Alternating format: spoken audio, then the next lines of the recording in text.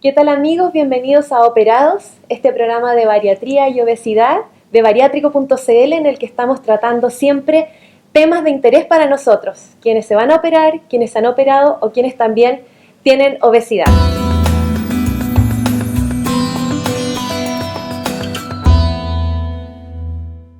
Estamos hoy día con la doctora Diva Villao y la quiero saludar primero. ¿Cómo está, doctora?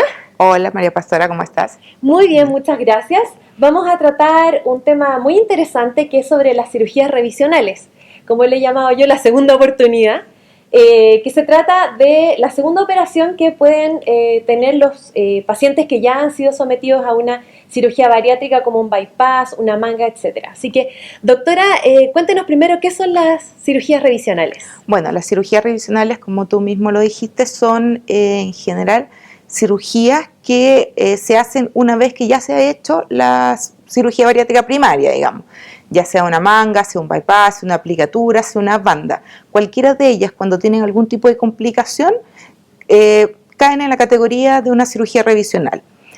Consiste en varias cosas que podemos hacer, como por ejemplo, si es una banda gástrica, recolocarla. A veces hay que sacarla, si es una aplicatura, a veces hay que desarmar la aplicatura y dependiendo de los hallazgos, si nosotros vamos a hacer un segundo tiempo, en un segundo tiempo una nueva cirugía o en ese mismo tiempo podemos convertir esta cirugía en otra.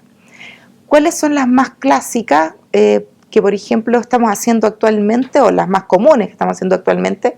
Es una gastrectomía en manga, un paciente que por malos hábitos, como siempre yo digo, no han completado la velocidad, la cantidad, la calidad de los alimentos y no lo han llevado de forma adecuada, han hecho que su gastrectomía en manga crezca. ¿Ya? Ese pequeño pouch que quedó de 100 cc aproximadamente llega a estar en 400, 500 y obviamente el paciente come más y permite que suba de peso. Muchas veces hay causas orgánicas, como lo habíamos conversado antes, que es que además se asocia al reflujo. Y el 100% de los pacientes que aumentan de peso con una gastrectomía en manga es porque están presentando reflujo. Entonces nosotros tenemos que darle una nueva opción para que ellos, aparte de manejar su causa orgánica, que es el reflujo, puedan volver a bajar de peso. Y esto es, por ejemplo, una manga, convertirla en un bypass gástrico. Ya la cosa se pone un poco más compleja cuando un paciente ha reganado peso con un bypass. Cuando el peso se regana con un bypass, la base de cualquier cirugía revisional es que los pacientes vuelvan a sus controles psicológicos y nutricionales. Justamente acabo de llegar del capítulo latinoamericano de la Federación Mundial de Cirugía de la Obesidad, que se realizó en Mendoza, y un 50% de las charlas fueron en qué hacer con un bypass que gana peso.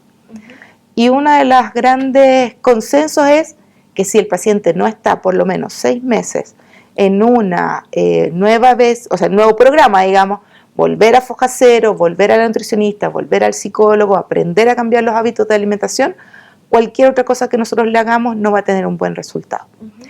Lo más difícil es saber qué hacer cuando un bypass falla. El bypass, si bien es cierto, hay varias técnicas que se han podido realizar, todas parten de la base en que el paciente, como no hizo los cambios de hábitos, hizo que la cirugía fallara. Así que lo primero que tenemos que hacer es que el paciente vuelva a sus hábitos de alimentación normal para después ofrecerle. Hay varias técnicas que se pueden ofrecer: plicatura, rehacer las anastomosis por vía endoscópica, alargar las asas de IDRU para producirle mayor absorción, pero todas ellas van a tener un resultado siempre y cuando el paciente tome conciencia de que tiene que hacer cambios de hábito.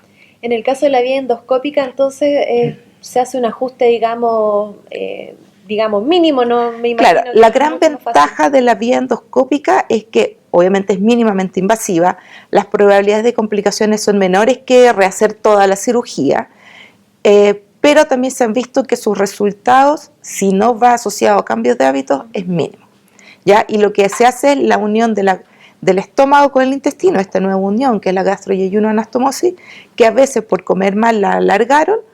Con la parte endoscópica se van a poner unos puntos que hace que esta unión sea más chica. De lo que yo sabía, uno no tenía una opción de segunda cirugía. Me contaba usted anteriormente de que esto existe hace bastante tiempo, pero en realidad era un porcentaje mínimo. ¿Hace cuánto se practica?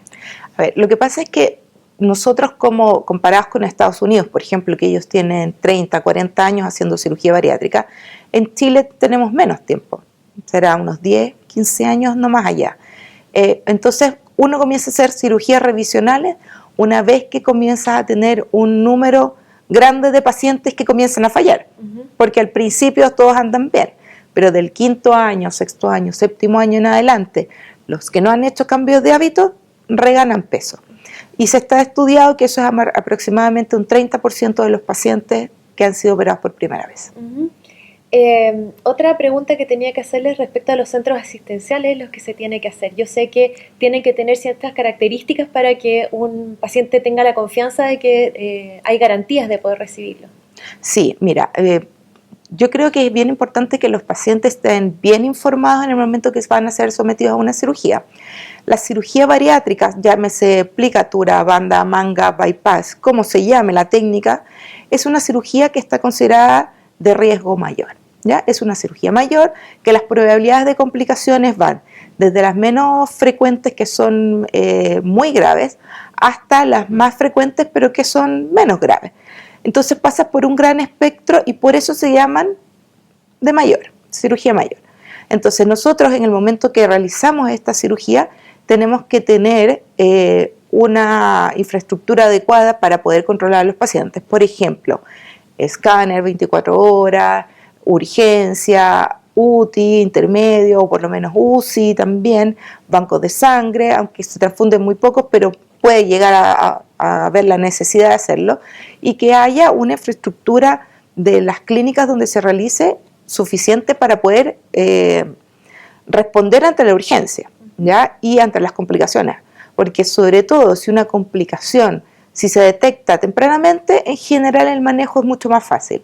El problema es cuando se detectan tarde, y ahí los pacientes caen en una cascada de complicación tras complicación que pueden llegar a la muerte. Ahora, también la otra cosa que se tienen que averiguar los pacientes e interiorizarse es en qué insumos estamos usando, qué experiencia tienen los cirujanos, porque, por ejemplo, uno no está acostumbrado todavía, pero ya hay pacientes que llegan y preguntan y me dicen, ¿cuántas cirugías de estas ha hecho usted? ¿Dónde trabaja usted? ¿Hace cuánto lleva haciendo esta cirugía? ¿Cuántas complicaciones ha tenido?